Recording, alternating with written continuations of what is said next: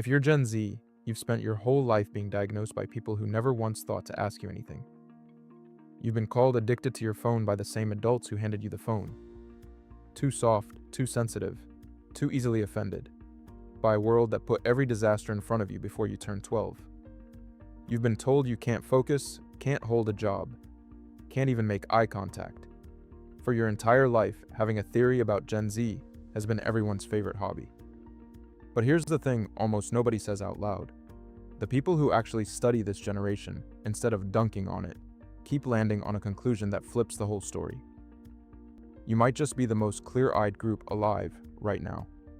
Because underneath the screen time jokes and the snowflake punchlines, something real happened to this generation.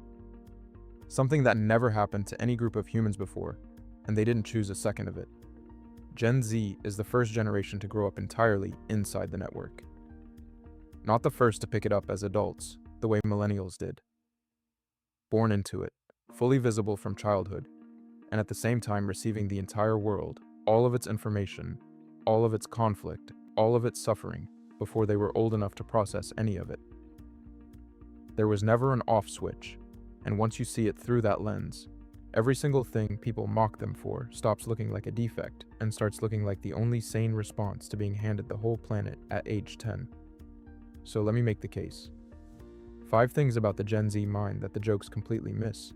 Stay with me, because by the end, the whole picture turns over. First, and this is the foundation for everything else, Gen Z is the first generation that grew up being watched. Think about what that actually means. There was never a version of their childhood that wasn't, in some way, recorded.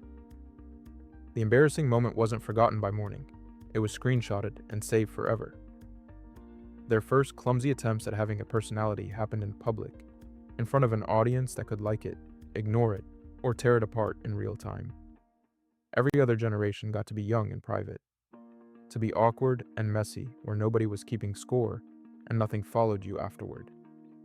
Gen Z had to build a self out in the open, on a stage, before they had any idea who they even were. And it ran the other direction too. They weren't only being watched, they were receiving. While every adult worried about what the kids were posting, those same kids were taking in the entire world through that same little screen. Every war, every shooting, every collapse, every stranger's worst day, all of it arriving raw, all day, with no adult standing in between to soften it first. No generation before them got the whole planet piped into their bedroom at age 10. The boomers had one evening news broadcast and then it switched off. Millennials at least got a childhood before the feed turned on. Gen Z never had the off switch at all. They grew up with the entire world awake in their hands, and you don't come out of that the same as someone who grew up with a quiet street and a door you could close. Second, the anxiety. Gen Z gets called the most fragile, most anxious, most doom-obsessed generation in history, like it's a flaw they chose for themselves. But look at what they were actually handed. They did active shooter drills in elementary school. They watched the climate conversation go from a distant maybe to a countdown, narrated to them as children. Every bit of it reached them raw, unedited, on a feed with no off button. So yes, they're anxious, but anxiety isn't always a malfunction. Sometimes it's a smoke detector. Sometimes it's the part of you that notices the air has changed before the room is visibly on fire. Gen Z isn't catastrophizing about nothing. They're the first ones in the building to smell the smoke, and everyone older is standing around telling them to calm down. The generation that feels the danger first always looks hysterical, right up until the moment everyone else catches up and realizes they'd been reading the room correctly the whole time. That isn't fragility. That's an early warning system doing exactly what it's built to do. Third, the thing people love to mock the most, the sensitivity. Gen Z gets called too soft, too woke, too easily offended, a generation that needs a warning label slapped on the whole world. But think about where that comes from. They are the first people who grew up genuinely exposed to everyone. Every kind of person, every kind of life, every kind of pain, all of it visible from childhood, not as some abstract idea, but as actual human beings, speaking straight into their hands. The older generations could afford a certain hardness because distance did the work for them. You don't have to feel much about a struggle you never have to see. Gen Z was never granted that distance.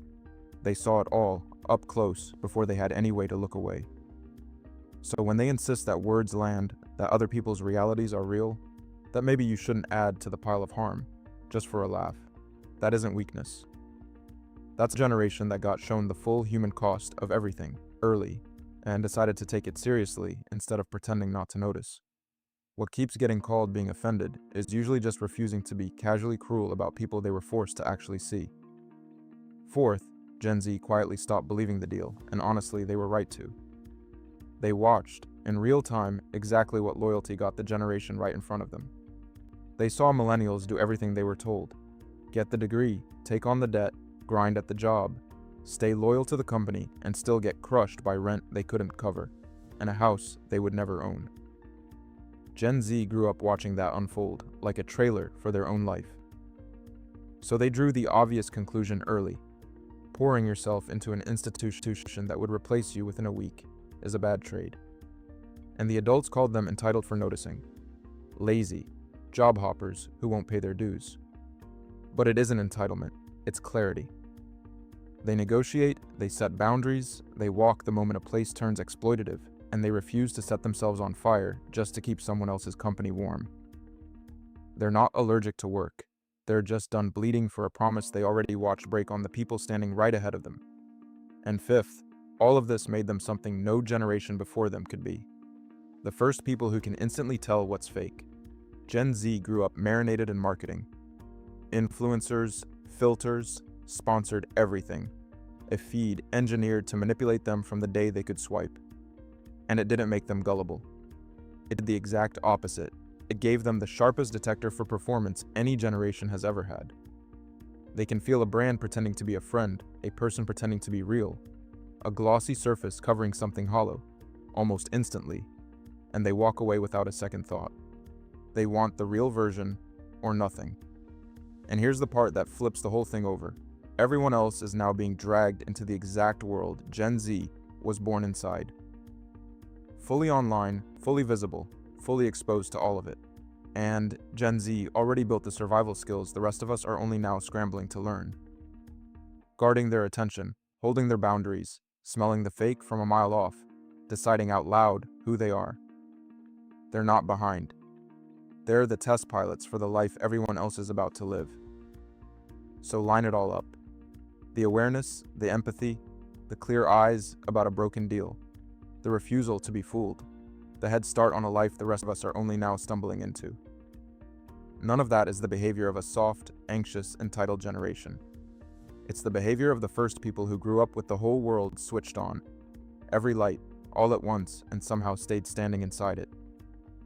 They were the most watched, the most exposed, the most overloaded generation in history, and instead of breaking, they became the most honest one.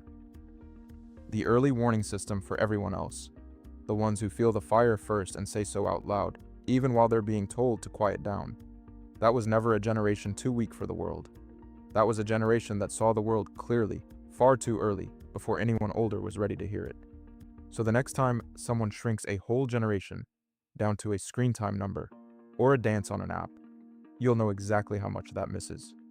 And if any of this hit a little close, if it felt like I was describing you, or your younger sibling, or that one cousin who sees straight through everything, you already know who needs to watch it.